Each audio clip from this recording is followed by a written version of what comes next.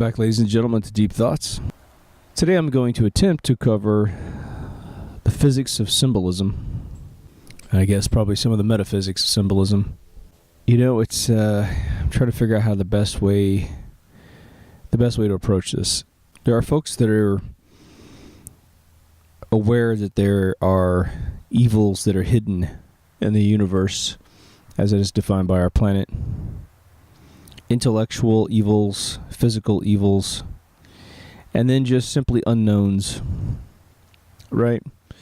We feel like shit goes wrong and we're like, where are these motherfuckers? Like, we want to kill them. We want to puree them. We want to send their atoms into the bowels of the universe such that we'll never see them again, you know? And so you sort of go on a mental hunt. And you realize, you know, when you've first arrived at the epiphany that they're bad people and you try to find them, you, just like my analogy of the hallway, the corridor, where, you know, there's a door on both sides, all the way down the hallway, and there's a group of people at each doorway junction, and it's either left or right you're supposed to blame. As you get further down, you might blame corporations, but typically that comes with the left or right corporate bias. And then at the end, there's military and sort of, you know, maybe some secret societies, and then you get to the bankers or the other way around. But at the end, it really comes down to, you know, the families that own the Federal Reserve. You could just start there. But then you know that they have allies. And the onion just keeps peeling and peeling and peeling of the compartmental allies that they have. And it's such a gigantic cabal of bad people that they don't all know each other's names. And so they use symbols to communicate. And they'll take a photograph a different way. And they don't make it complicated. And that's what screws it all up. And so any one of us, just taking an average photograph or talking on a show like this, we can accidentally do one of their symbols within a split second. And we look like we're signaling for these motherfuckers, you know? It's crazy. But the suspicion is something that's very interesting. I informally mentioned this whole thing a long time ago because we had a listener that was really into symbology, really into things, and he was looking at hand gestures that I was doing in the show. And this is a pretty common trend. And I actually think it's pretty healthy, because you do have to understand that these individuals made up a bunch of stuff, and then I guess they take photographs and they'll do things in public where they're sort of acting like H.P. Lovecraft, whatever his name is. But I want to take back, using this episode, I want to take back a bit of our common behaviors. But I don't want to just do it willy-nilly. But we're going to look at basic signals that these individuals use. And we're going to look at the physics of symbols, which this is going to get very, very close to an episode I've had in the cupboards on sacred geometry. I need to watch it to see if it's any good anymore. But imagine that we said a person who takes a photograph doing this, putting their index finger on their mouth and giving the shh symbol, like be quiet. It's a secret. We're pretty sure that is one of the things that they do between each other. They do it in public. Because just if you're over fucking 10 years old and you do that little gesture, your body should feel a little weird. Unless you're being literally funny to your friends. I just did it on this video, and I probably haven't done that, I don't know, in a decade, two. I don't even know why I would have done it, you know, back then. Now, maybe you do it all the time. I'm not slamming you. But the idea is, it's just a goofy thing to do. But we've got major politicians doing it. We have royalty doing it. Executives doing it. And they have a sort of shit-eating grin on their face, and they're sort of looking kind of strange off to the side. So for them, that means a hell of a lot more than it does for us. But now we don't want their weird shenanigans to limit us from being ourselves. Yeah, what I was going to say was, what if we outlawed these symbols and gestures? You simply couldn't gesture that particular way. And then somebody did. On accident. You do. Your kid does. Your wife does. Your husband does. Your grandmother, your mother, whatever. And all of a sudden they're incarcerated because we've allowed this lunacy from their world to bleed into ours. That's one reason why we got to be careful. But there are secret societies that are so huge that they have to use these symbols to communicate. If you got on the cover of, say, Fortune magazine, you know that there's a lot of folks within your secret societies that you belong to, and you want to do a couple things. One, you want to show off that you're a part of the group. And two, you just want to let your fellow members know that this is your alliance. This is the flag you carry. Was it Arnold Schwarzenegger showed up on the front of Fortune magazine or something? He was Warren Buffett or something. Somebody else. And he shows up with his father's Nazi rings and belt buckle. The skull and crossbones. Wow. That's some fucking balls. And the idea that it's been all over the internet, but again, no mass media picks up on it. But goddamn it, you say one tiny thing wrong and you're on the front cover of everything. You know, if you're part of the agendas that they hatch, right? Really weird. But now let's get into the physics of symbols, because that's what this episode's called. So there are handshakes and there are hand symbols and there are all kinds of ways to take a photograph. I think a lot of the symbolism that's inferred on these things is a bit frivolous and a stretch. But I also think that people can get close to these organizations, be encouraged to do things, and they regret it. You know, the Beatles did an album cover where they were in lab coats and they were covered in baby bodies with little fake baby torsos and heads and stuff, covered in real blood and real like meat from some other animal, probably a cow or something, right? This is back when they had the bowl cuts, you know, hadn't done acid yet. Someone got them to do that. It only lasted a couple weeks and they got rid of it. But most big Beatles fans have no idea. Weird. The artist Prince was always very eccentric with his photographs, and he liked to cover up one of his eyes. He liked to portray his face half on the album cover and half off. And I really don't think that guy was part of any major secret society. But I do know that there are claims from Mancow, that who he made friends with. The Prince said he was lured into some of these parties, and that he may have seen some pretty crazy shit, like eyes wide shut stuff. He had told Mancow that was exactly what he had been, you know, coerced into. But he would cover up one eye with his hand, like on the Parade album.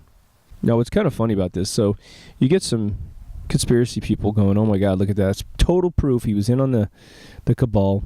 He was murdered on the birthday of the Queen of England. He was murdered 2 years to the day he gained the rights from Warner Brothers. And he was a big fan of the color purple. Now, as I am told, but I wasn't there, 500 years ago or plus, if you were a citizen wearing purple and you didn't have the royal bloodline, they killed you. Or you got some major capital punishment of some sort. The reason is that color is coveted for the royal family. So imagine you put a few of those together and you come up with a conspiracy, and then you link it back to all of his photographs and hand gestures and stuff. And you know what? Maybe there's some truth to it. Who knows? I don't know. Fentanyl seemed to be a very tough drug to get a hold of. You know, remember, Michael Jackson died on Prince's watch. So Prince knew that taking drugs to go to sleep, taking drugs to get rid of pain was a way you can kill yourself. Percocet was what he supposedly almost OD'd on, or did OD on the week before, but survived. And supposedly he switches to a drug that is 100 times more powerful than morphine. Yeah, because that sounds like a really good idea, doesn't it? Right. And Prince, who wouldn't let you eat, you know, a chicken sandwich on the inside the building of Paisley Park. You had to brush your teeth. You couldn't smell like meat around that guy, is just all of a sudden switching to a drug that's 100 times more powerful than morphine. Who knows, right? It's a little digression for you, but every object in the universe has a frequency, right? And as we always say, there are frequencies of attraction where essentially things that resonate close to your frequency are going to come towards you. And then there's a frequency of repellent where you have essentially two things that will repel each other. Now, oddly, I wanted to mention that, you have opposites attract, and like things repel each other. Part of that is the entanglement frequency system, where you actually have, it's like when you put the hairdryer too close to your long hair and it sucks into the vent and gets tangled up in the engine. That's sort of what the electromagnetism poles do, or magnetism poles, of like a couple magnets, right? But what's the big concern in our timetable, right? The big concern in our timetable is that you tattoo a pentagram on yourself, and somehow that particular shape draws to you a force that is hungry and has a mind of its own. And it's going to use you like a surrogate mother, like the chest burster in Alien, to bring to this world an energy, a foundation, a world, a dimension that will act almost like a, one of those bridges made of rope that you always see in Indiana Jones movies. And we don't want to willy-nilly create a gateway that might hurt us, right? So we're all looking for these things. We're trying to find out which ones are real and which ones are fake. And how do we determine which ones are real? Well, we look back in history. We look back in ancient tapestries. We look at architecture, top-down views of buildings, cross-sections of pillars, tattoos, cave paintings. And then we try to look at the prosperity and the historical history of a particular area that worshipped a particular symbol. Were they a peaceful people? And they had the backward swastika, which was the first incarnation and meant peace. It was used all over the world. I do want to talk about the swastika real quick here. You were a kid once.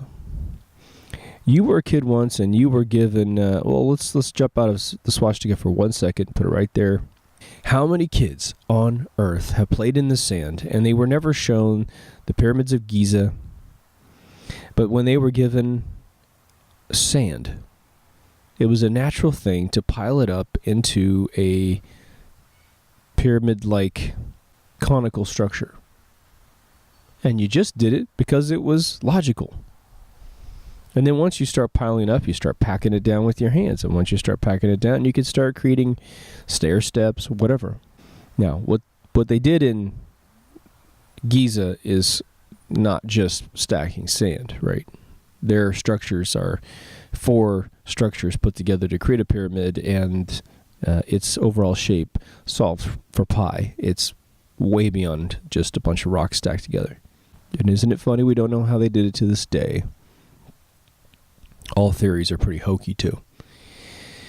But now take a swastika. You have a writing utensil. You start drawing lines because, boy, you never drawn a line before. That's amazing. A line. Oh. And then, you kind of get up into a line crossing a line. Oh my gosh. Amazing. Think about how profound the crucifix is, which is based off of the center of the zodiac table to designate 4 seasons. They simply just brought one of the lines down, which was the way they used to mount it on a display on top of a building. So you had essentially this cross. The zodiac is a symbolic way of telling humanity when to plant crops, when to harvest, when to prepare, and to keep man alive. It was literally considered God, because without it, you didn't survive. And so if you were to if your daughter married someone, in 20,000 BC, and you ask the boy, where are you going to live with my daughter, and he doesn't pick the village that you're in, then you're giving him all the symbology, whether it be stones or papyri or whatever, that have the zodiac on it.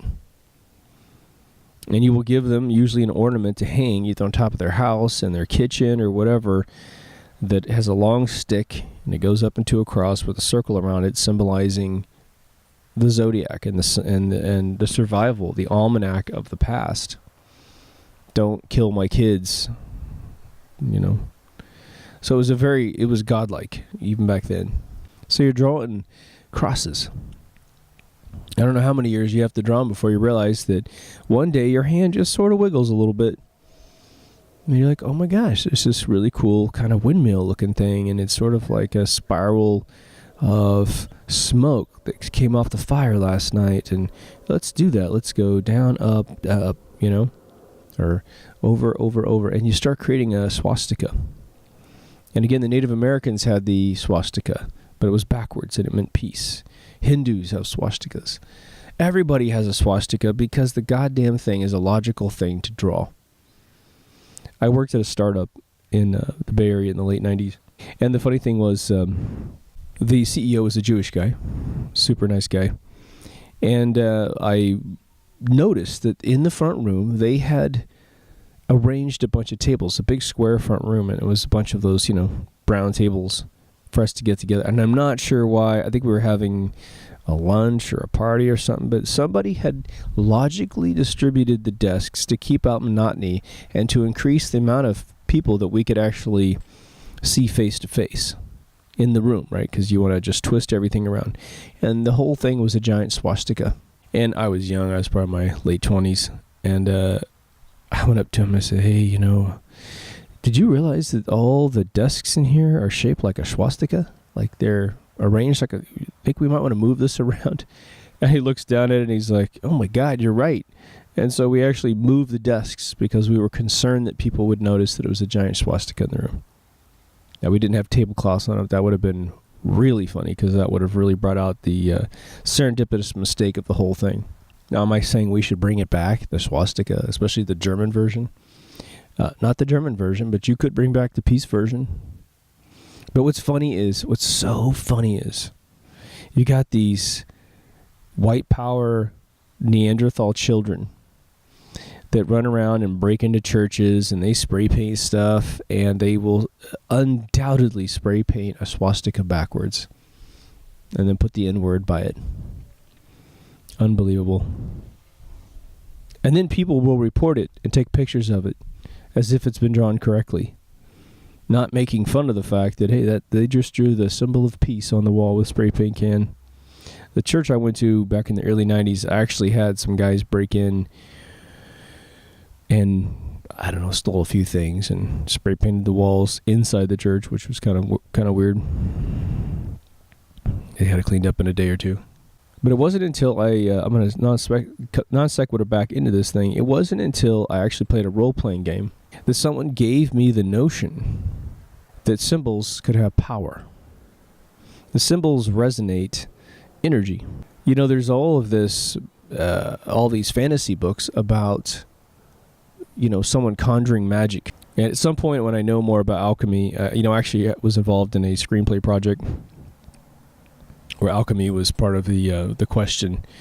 They're part of one of the premise issues, and so I will try to re-loop back through my research on that and do something cool. But the idea is if, the creation of something is merely the combination of symbols to guide frequencies of power to marry each other, then maybe there's some truth to it. But now here's my calm down a little bit moment here. If just simply forging a symbol made a big difference in the universe, right? A pentagram. You're worried about a pentagram. And at least we can say that big obtuse, or I should say big broad strokey things don't occur, right? You don't create a pentagram and all of a sudden a demon walks out of the thing. Like I said, I've got the friend from high school that did one in the bottom of a big grain silo, was there for a long time. He used to burn gasoline in it, I guess, for about half a year before he got saved again. Nothing happened. In fact, he's doing pretty good to this day. So I think we can calm down a little bit with the actual, don't make that symbol, you'll bring the devil. But then there is the metaphysical.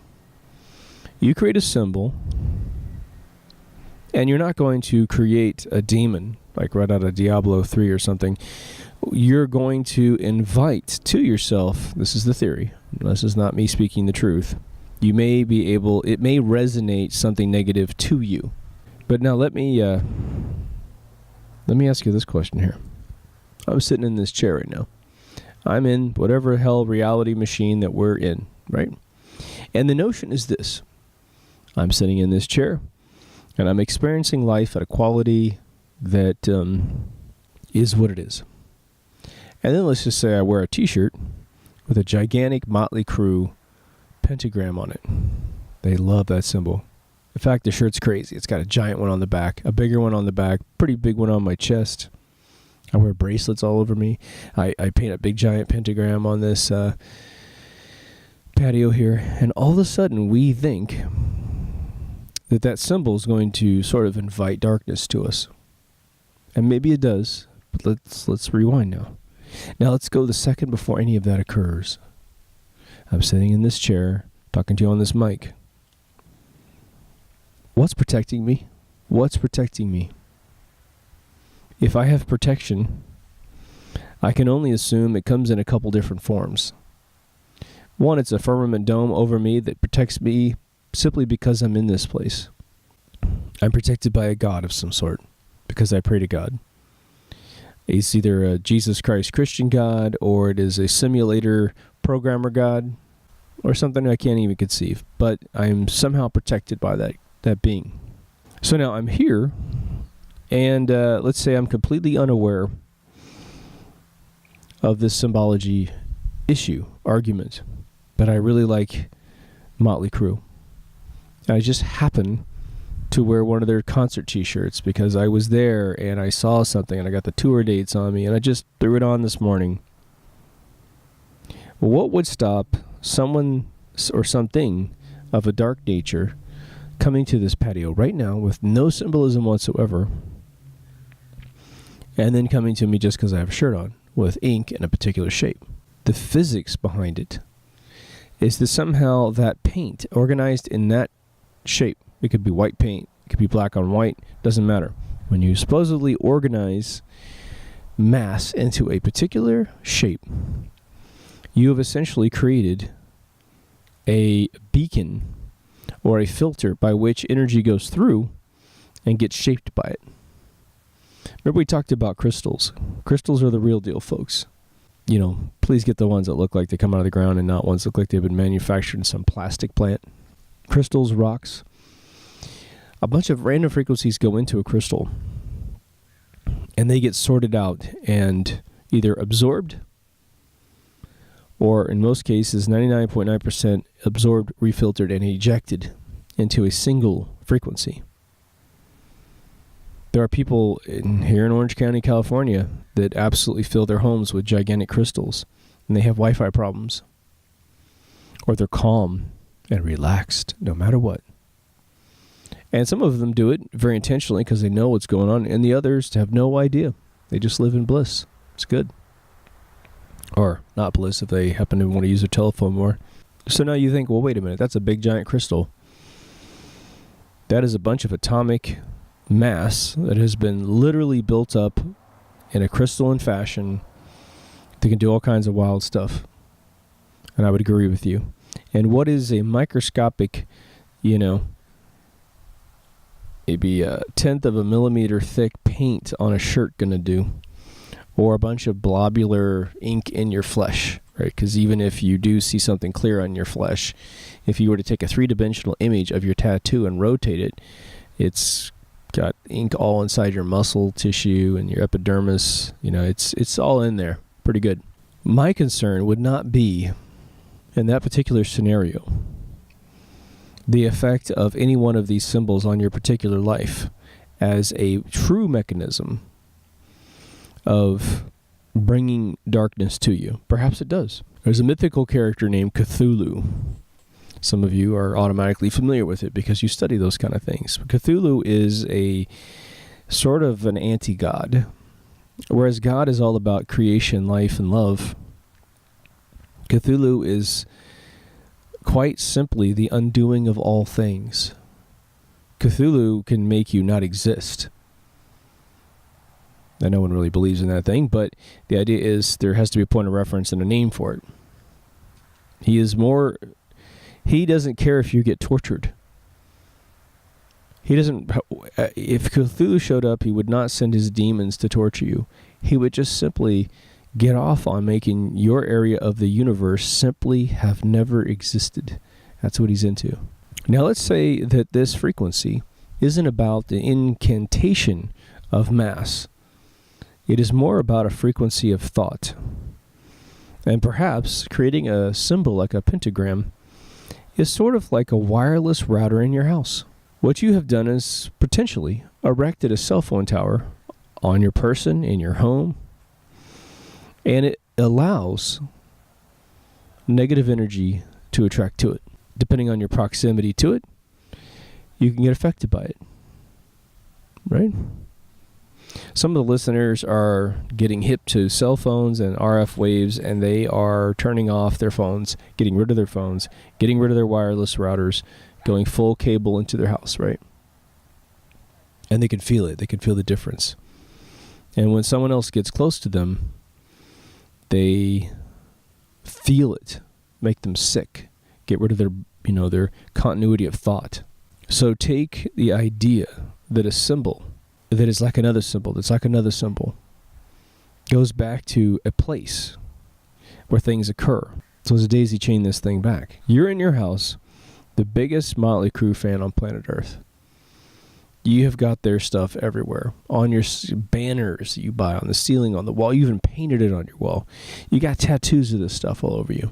And so what you've done is you've erected one of the biggest antennae on planet Earth, which is your home, which is your body perhaps. But unbeknownst to you, a quarter of a mile away, there is a household or a building, a warehouse that is engaging in satanic rituals that are using the same exact symbol. Now, the symbol could be completely arbitrary. It's just being used as a conduit around this really super bad energy. So someone's being tortured, someone's being killed in this other establishment a quarter mile away. But because your home is full of that symbol, the energy from that experience is literally doing a Tesla transmission directly to your house. It's actually spraying everywhere, but it just happens to go, oh, I have a like symbol where I am from. The energy that I am ejecting out comes through these pentagram shapes because it gets organized by the paint, it gets organized by the steel, it gets organized by the fire, whatever is making this pentagram shape. It comes right at you, and now you're sitting in your living room only liking a heavy metal band that for the most part hasn't done anything to anybody except a few deaths and beat up paparazzi. There's a lot of dark shit around that band. But anyway, now you have made yourself a receptacle to the unification of symbols between the two of you. And now you're taking on the sensibility of the individuals that did the torturing. They obviously think it's okay. And now you're taking on that sensibility somehow, slowly, maybe microscopically. You're being fossilized by evil. But you're also getting the torture frequencies, those who were screaming for their life. And now you have a huge red chaotic force coming into your brain. And your life loses its continuity. It loses its adhesion, its control, its order, in a really bad way. Let's take it one step further. The guy that's doing the torturing down the block from you, that's just happens to be in proximity of you and feeding you all this negativity, well, he actually goes to a church of Satan, which is a couple miles away. Again, you have no idea these organizations exist. Inside the church of Satan, they have a picture of Satan that's a goat, just like H.R. Giger's amazing renderings of this. There's a pentagram. There's a goat doing this crazy, a hand up, hand down, hand out thing. And in that church, oh my God, every single person who is doing this horrible stuff is coming to a single location and feeling unbelievably justified in all their evil. They're a bunch of sociopaths, like our politicians. Once society didn't roll out the red carpet for them, they decided to get even. And now they found a bunch of each other. And that provides another conduit to the person that's just a quarter mile away from you.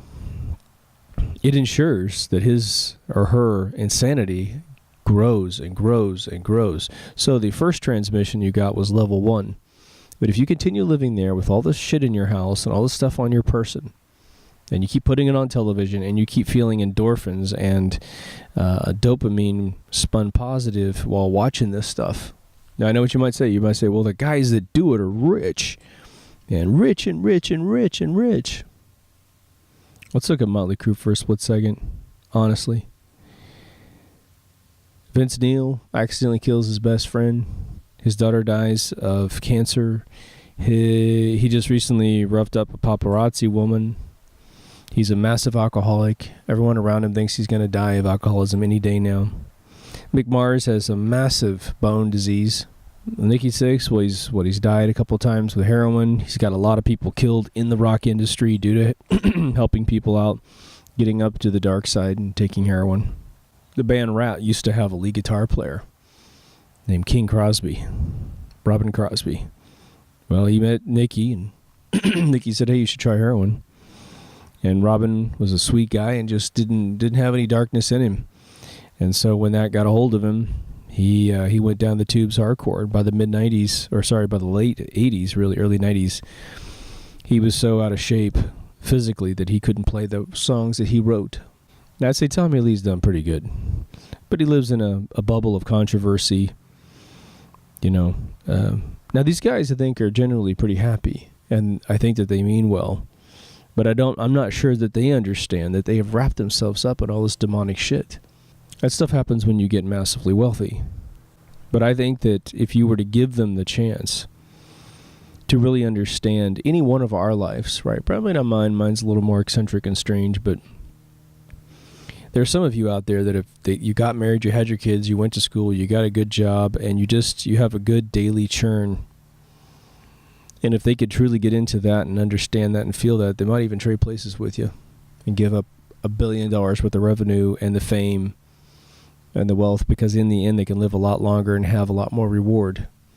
And their family doesn't become subject to all of the torment of Hollywood and the LA and the music industry, right? I don't mean to pick on Motley Crue. They're just a real easy one. And I saw their movie recently, which is their New Year's Eve final performance here in the Staples Center in Los Angeles, which is... It's a great movie, but man, if you are interested in this subject matter, go see it somewhere on Netflix or something, and when it comes out, and just keep the idea of symbolism in your brain, and you'll be amazed at how they get a whole arena of people to essentially worship the devil. It's pretty wild. But now let's take a couple other folks, because we're going to do H.R. Giger, and we're going to do Jay-Z and his wife, Beyonce, right? H.R. Giger is I believe he's a Swiss artist. Or no, he's from Sweden, sorry. He's the guy that invented the alien from Aliens, or the alien in Alien 1 and Aliens 2, and he was just a tormented freaking soul in Europe. His story was that he went to a museum with his sister, and they wheeled out a mummy. And when he saw it, it freaked him out. He started screaming and crying, and then his sister laughed at him. And so, unbeknownst to her, as often as he could, he would go back to the museum and he'd go up to the mummy, I guess, which was on display, and he'd just stare at it for hours and hours and hours because he hated the fact that he was weak to it. And so he got into this, it's a baby boomer generation thing where they weren't taught about mortality very well. It's really strange. Their fathers and mothers were, in World War II. And somehow the baby boomers that never had to go to war really had this paralyzing fear of death, We're so surrounded by terrorism now, on the news at least, that mortality is something that everyone thinks about nowadays, because you think, well, I could go to Sherman Oaks Galleria, but it could explode because ISIS shows up, So what this guy did was he delved into the macabre, the darkest stuff you've ever seen. And he was an amazing artist to begin with. He worked in pretty much pencil and airbrush. I have 2 books that were given to me, I mentioned this a long time ago, by a friend of mine in the software industry. And my friend's name is David, but he had a handle where he called himself Death. Every time you'd look on chat or something within the company walls, if you ever saw Death logging into anything, that was David. And I asked him once, because he was sort of this hippie, very peaceful guy, but he would always wear black, almost like ninja outfits, to work. He was that good at work that he could be that eccentric, and he was sweet and just a brilliant dude. Like, he got a Next computer right when Steve Jobs released it. But I asked him, I said, why do you call yourself Death? Is that a little weird? Doesn't really match who you are. He said, well, I don't call myself Death because I'm some devil worshiper. He goes, I just do it because I have had a fear of it, and it's the way I deal with it. And so he loved Giger because he found out Giger had the same psychosis. But this guy had bought these books that were published by Giger's art company called the Necronomicon, which is supposed to be the book of the devil, right? And they're big, giant books. I mean, they are damn near 2 feet long, probably 18 inches tall, and maybe like 14 inches wide at least, if not bigger. And he got to the point he couldn't keep them anymore because he thought, wow, this is really, really dark, and I don't think I want him around anymore. Now, he had them on display in his house, I think, because his house had all kinds of eccentric stuff, or his apartment or whatever. So he gave me them for free. I don't know how much these books cost, but I've got them, and they're in mint condition, and one's in German and one's in English. It was a very educational experience, but I did not study Giger after that, so I didn't understand Giger's big thing, and now they have a great documentary on him, I believe on Netflix.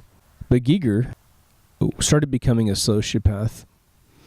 Giger had a woman in his life that OD'd on heroin, I believe at the age of 23 or something like that. 17 to 23, somewhere like that.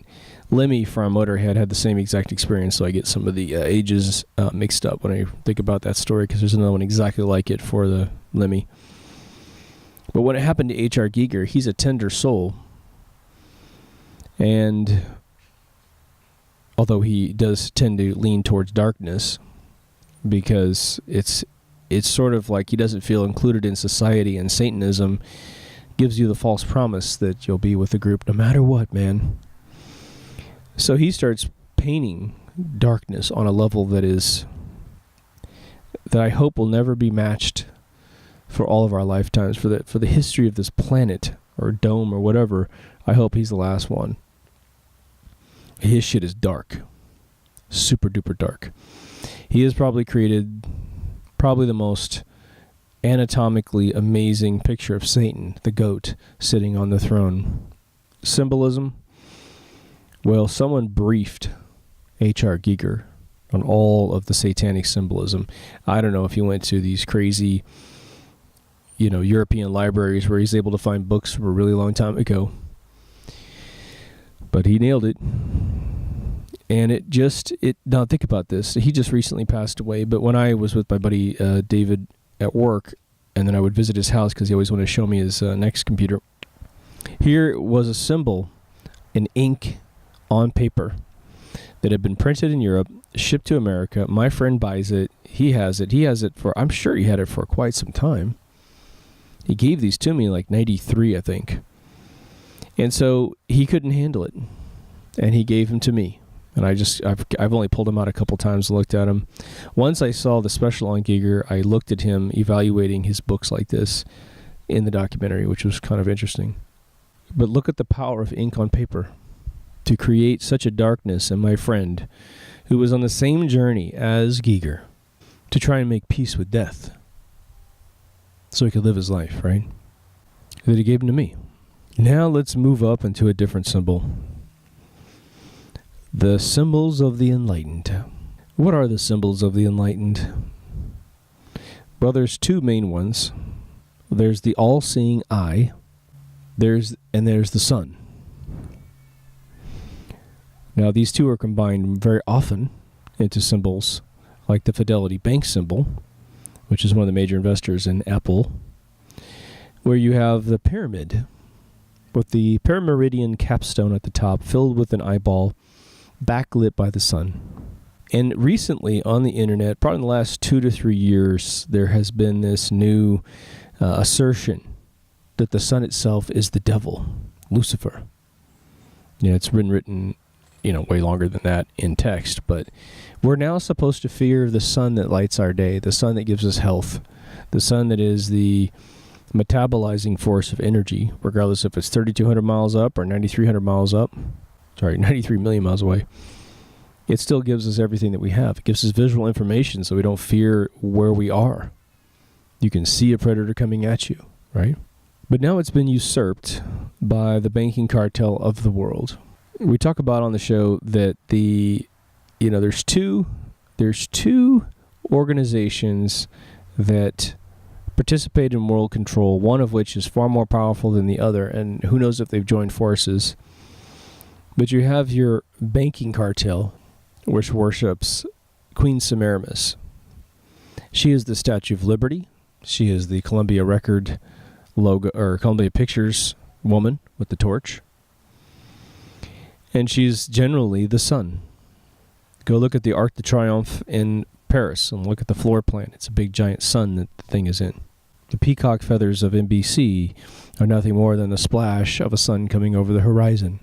The Parliament front door in Britain.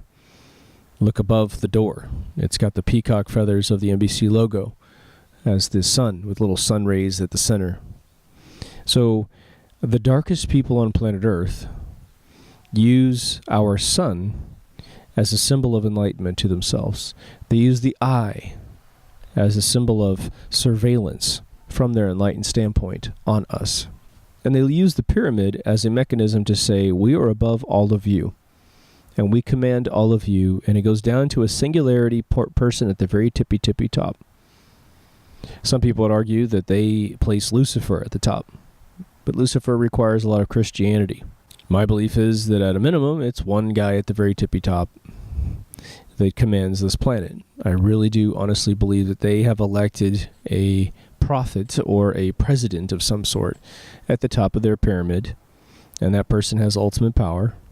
That's probably technically a committee of some sort, and maybe very large. There was the Club 300 out of Paris, which were all the bankers of Europe, as controlled by the Rothschilds, meeting and having discussions about how to run and take over the world.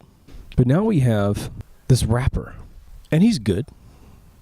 He's got a good producing eye and ear.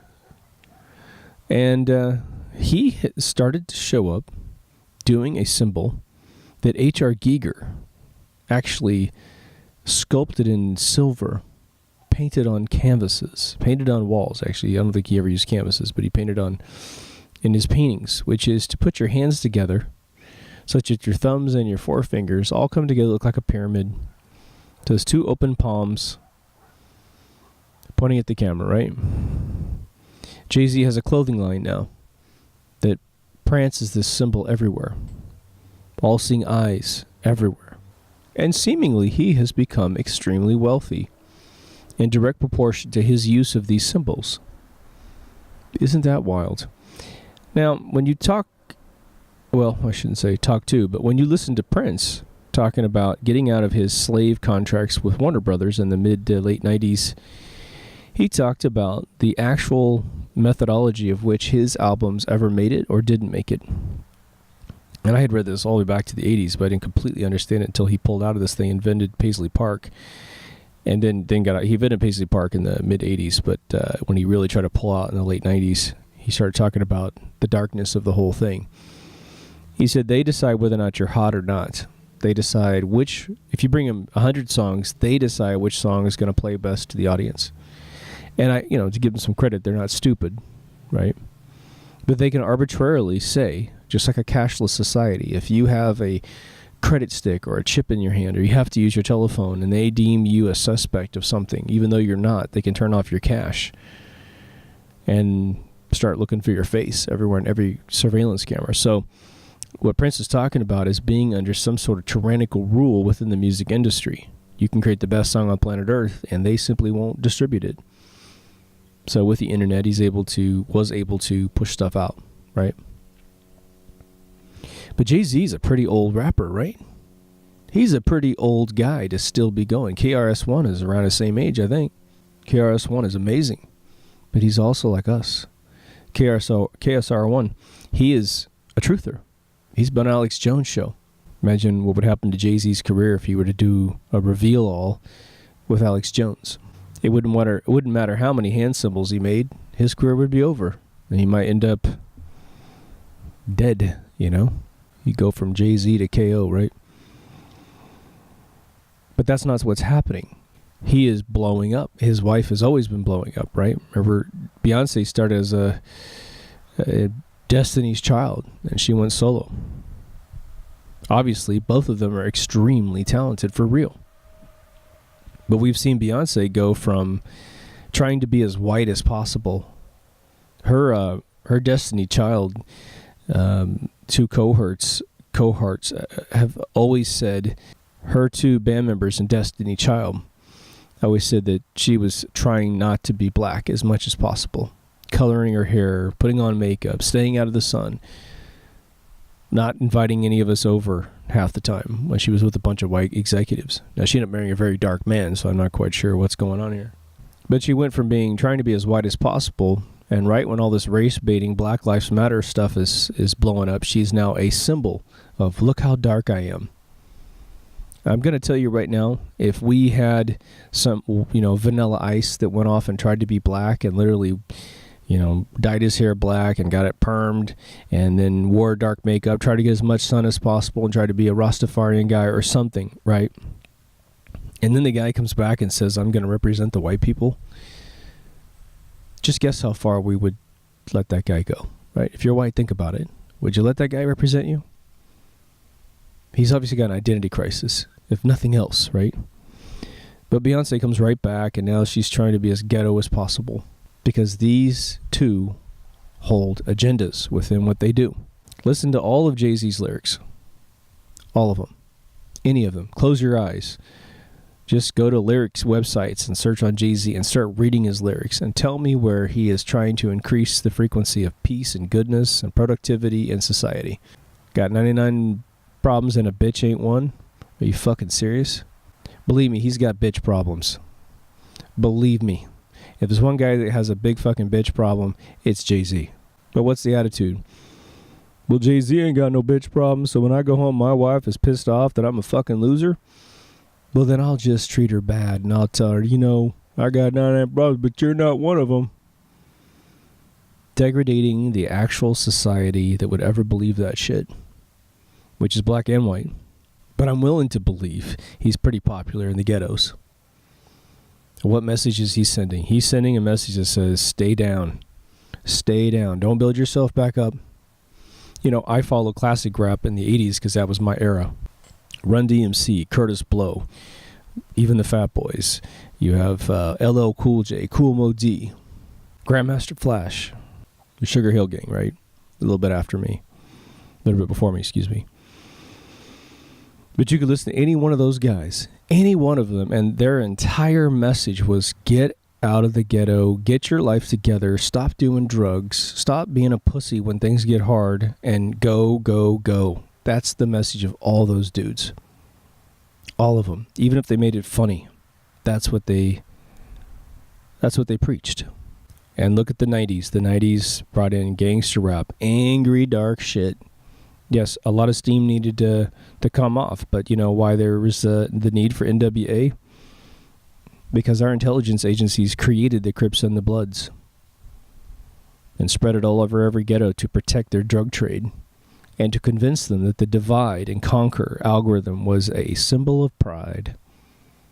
You're red? Well, if you see a black guy who's wearing blue, you kill him. And you tell the Crip, you see a guy with the red rag, you kill him. And the community went, okay. And it's a white guy feeding a gang member lead this line of bullshit. With the reward that I'll give you more kilos of coke that you can cut down to crack and sell and make all the money in the world. It's just you, and you use your soldiers to get ahead. Think about it. It's black on black crime being sold to them by white people. Not you, not me, but an intelligence agency that says that's the way it is. How amazing would it be if they created some cool, rag that was purple just to piss off the queen? And they call themselves the Royals, or they call themselves, that would be the good one right there. But whatever it is, they call themselves some new name, and the Crips and the Bloods unite, and they become purple. And they say, you know what? Warring is not what we're into. We're not even into the riots. We're into nothing that will get us killed. Not against Whitey, not against anybody. Well, what we're going to do as the royals is we're going to become a royal society within our own world here in America. Now, we're going to take every single schematic about rebuilding the ghetto, and we're just going to engage right now. And instead of sniffing each other's ass to see if you're the opposite, are you Crip, are you Blood, da-da-da, they have a whole ritual of honor when they meet each other, just like Marines that meet each other in amusement parks. You know, they have no association and division. They didn't get deployed in the same area, but when they see each other, they salute each other, they shake each other's hands, they share their journeys within 5 to 10 minutes, and they bonded because they have the Marines to keep them together, right? Well, imagine these purple rag dudes did the same thing. The game is to honor each other. Maybe it's just immediately a conversation about networking. Well, what are you doing? Where, you know, what street are you from? Oh, yeah, we're over here. We're doing that body shop. Oh, cool. We do a paint shop. Maybe we can outsource you can outsource some of your paint over to me. We'll cut you a good deal. When we get a dented car, we'll send it to you. Whatever, right? That might sound like a digression, but if you think about it, what are we really worried about with the physics of symbolism? How are we being infected by either good or bad in this world? The argument or the debate should not, or the discussion should not all be about just negating or circumventing negativity. Because let's say we succeed. We have a conversation. It doesn't need to be 1 hour. It's 10 minutes long. And we simply agree. Clean your house out of all negative stuff. Don't wear it. Don't tattoo it on yourself. If you happen to get a tattoo on yourself that's negative, well, just do whatever you can to make it positive. And then say, what's next? Because we will have cleaned out our body and our mind and our environment from these things. One, if you have any kids, you might take a big, deep breath that your kids aren't going to be indoctrinated into this crap.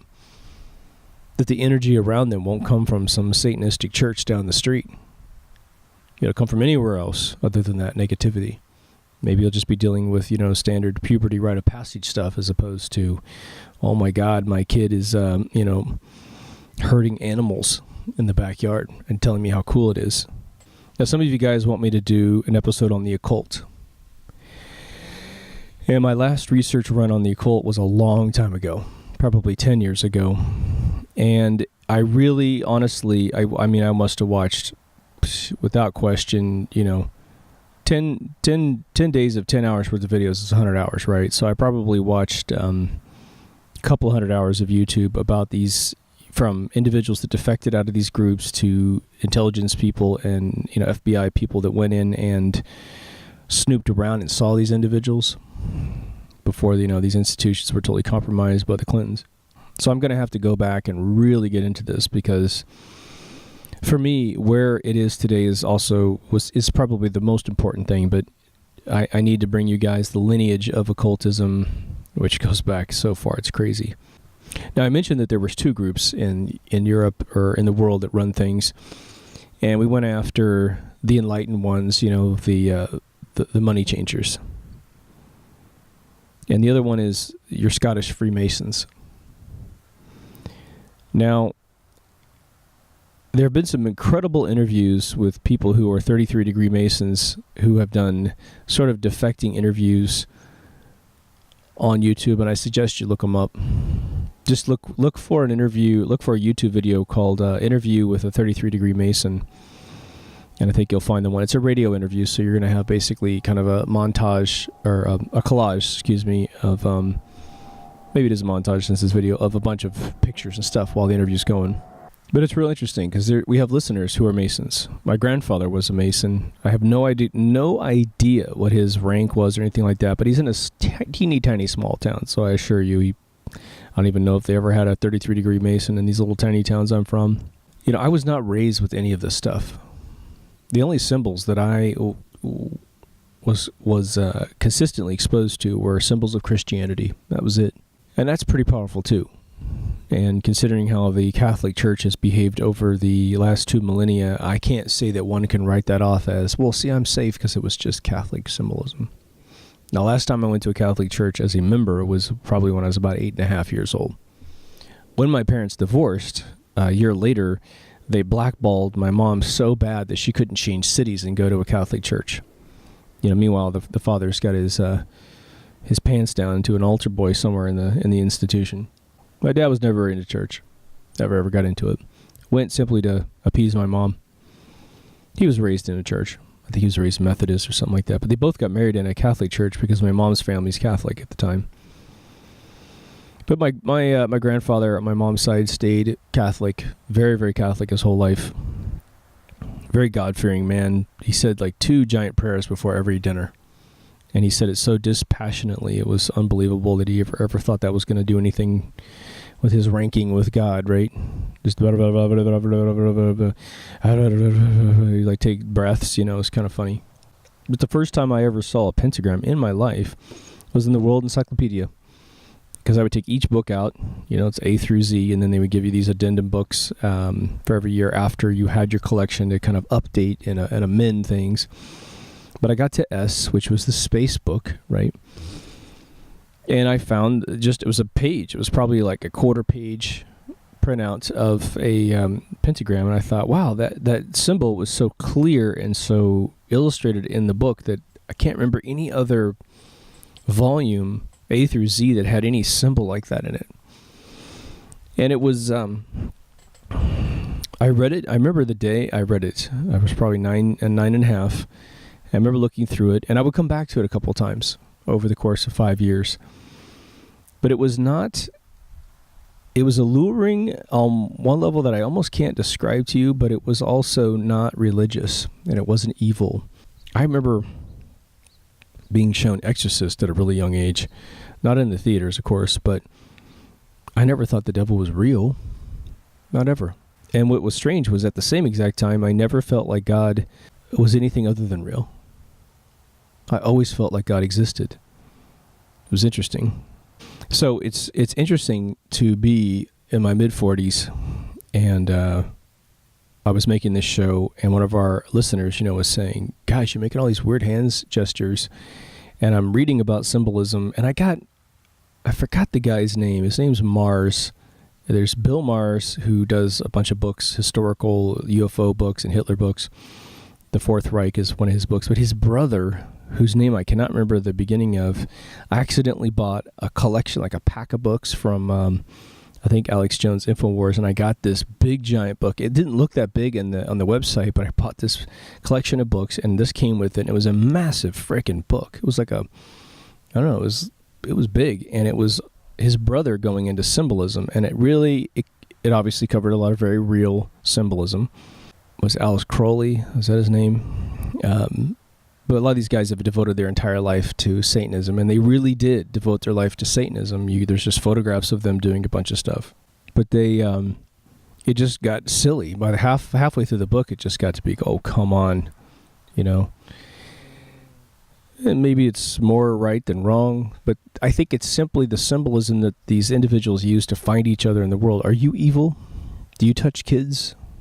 Are you at the really high-powered position where you can touch kids and get away with it? Be you a priest or a chief of police or a politician or a banker?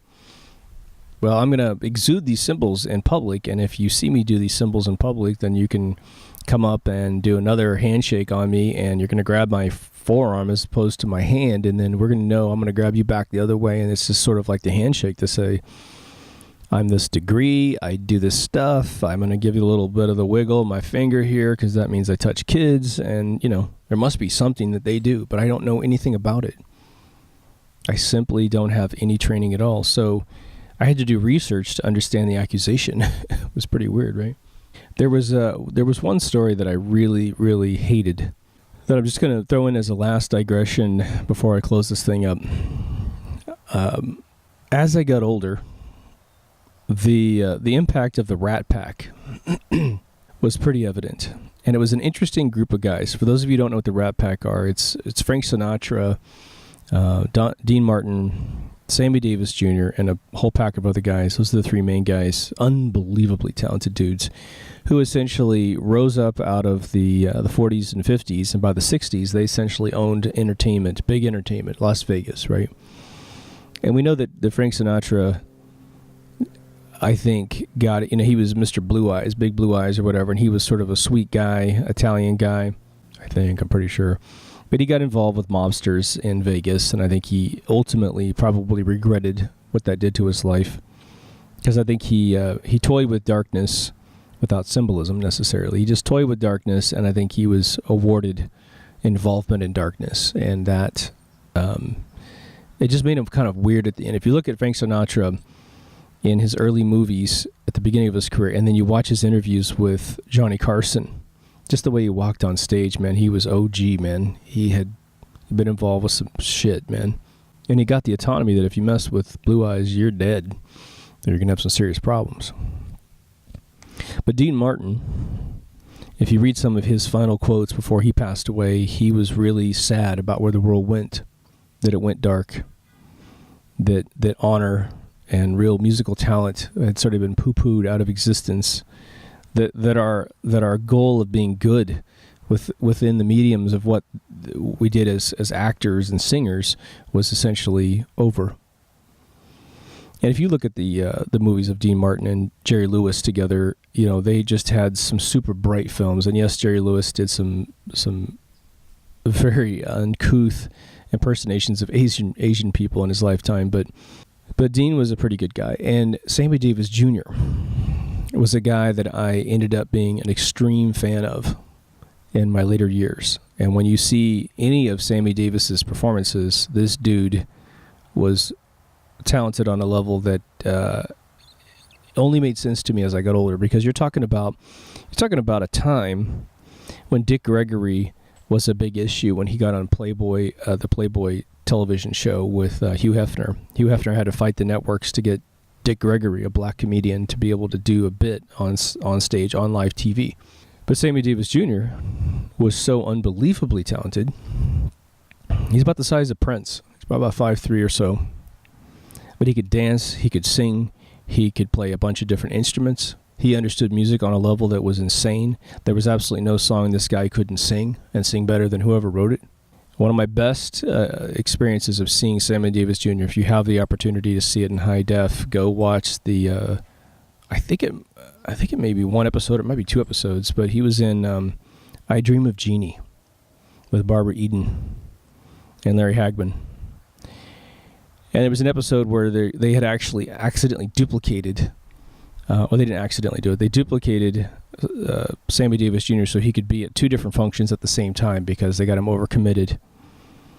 And you get to see this literally Technicolor high-def performance of him performing in front of a military organization and performing at some party. And then you go look up his, kind of fuzzy, recordings of his performance over the years. But why do I mention Sammy Davis Jr. and the Rat Pack?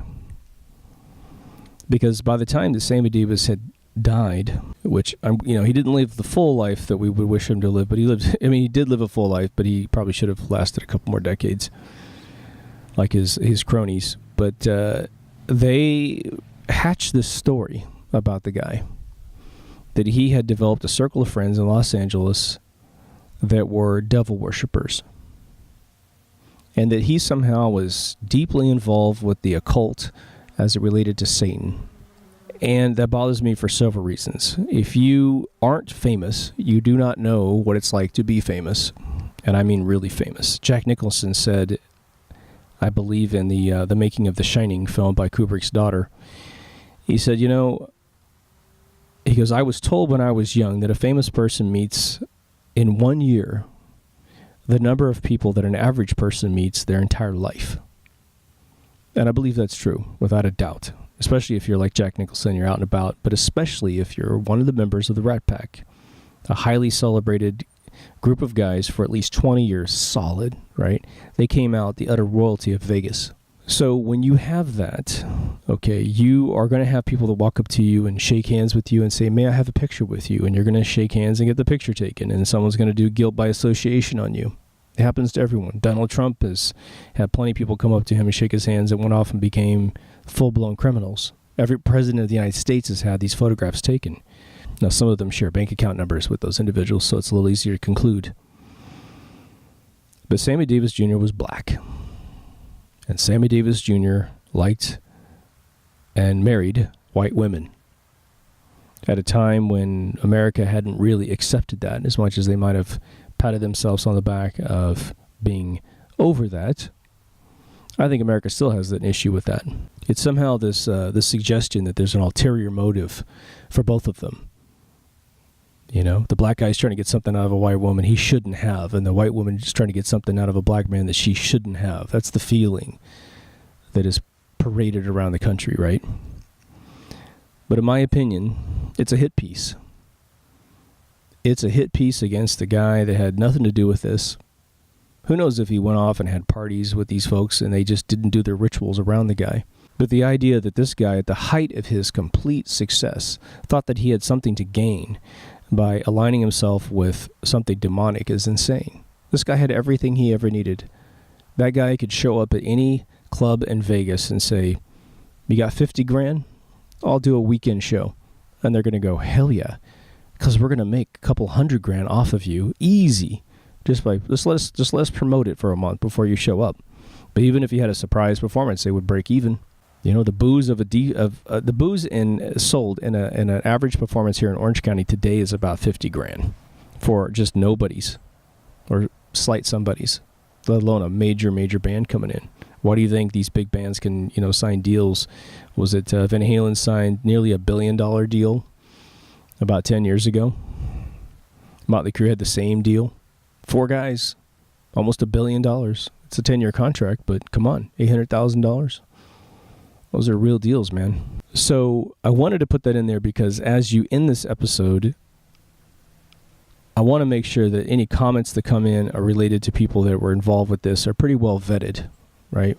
Let's not get off on helping to put this stuff on people. Jay-Z, Beyonce, they're totally into it.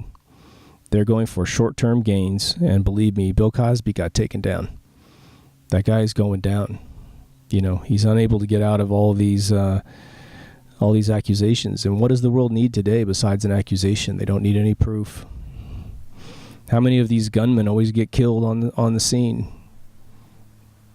Well, they could have shot a random guy and drummed up a social media background on the guy, and he's the one. And now the cops are like, "We never have a case that doesn't get solved today because we just shoot a believable patsy, and then, hey, there's no residual discontent with the community saying, go find the real guy that did it because we've sold you a bill of goods that he is the real guy." Now, some of you may not have heard of the Rat Pack or that whole story, but that's just a good example of how if we allow this darkness into the world, then it can attach to you too. If you allow a bunch of churches of Satan in your backyard, well, guess what? They could blow you away at some convenience store because they need a patsy, and they simply say, "Well, he only lived 2 blocks away from that church of Satan. Did you know he was a devout member?" Well, of course you didn't, because he doesn't reveal it because he was a really bad guy. But we actually killed a guy that worships Satan. But if you hadn't allowed that church to exist in your neighborhood, that really crimps the story possibilities, doesn't it? And it also curbs the amount of frequency you could accidentally draw to yourself or encounter with other people. I'm going to suggest, and this is the last thing I'll say, I'm going to suggest that if you've been alive and you have done business in multiple sectors for 30 years, including myself, I'm willing to bet I've done business with someone who worships that stuff or has worshipped that stuff and maybe still does it. Maybe have done absolutely unspeakable things. I've been in the room with massive CEOs of massive companies, name brand stuff, right? Maybe one of those guys did something bad. Maybe they went to one of those parties where they sacrificed people. Maybe they didn't know, but maybe after that they were in it. Maybe they benefited from it. Who knows? So let's be careful putting symbols around ourselves. Let's not just write a blank check to all this stuff and believe it's all hocus pocus. Because again, it could be the symbol of it could be a circle. Nothing but a circle. But if the bad people use the circle, maybe it's a threat to us. Who knows? But we need to live our sovereign lives. We don't want every gesture that we make and every symbol that we put in our house to be capable of being usurped by these people. The only way that we can get rid of this threat is to get rid of the systemic beginnings. Freedom of religion, I think, does not include a church that believes that you should be sacrificed, killed, murdered, breaking common law. Once a church has a mantra against common law, I don't think that's one we should allow around. I think you feel me. If you haven't already, go to mkultraradio.com. There are separate feeds for both the Deep Thoughts and the MK Ultra and other show. We are no longer the second show, and that's the first show. We're a different show. Different opinions. So if you are looking for the feed, there's a feed on YouTube, hopefully by now, where that will be its own feed. And there's definitely its own YouTube channel, which is where you're probably coming through right now. Anyhow, thanks for listening. Take care of yourself and someone else, and I will see you in the next Deep Thoughts. Over now.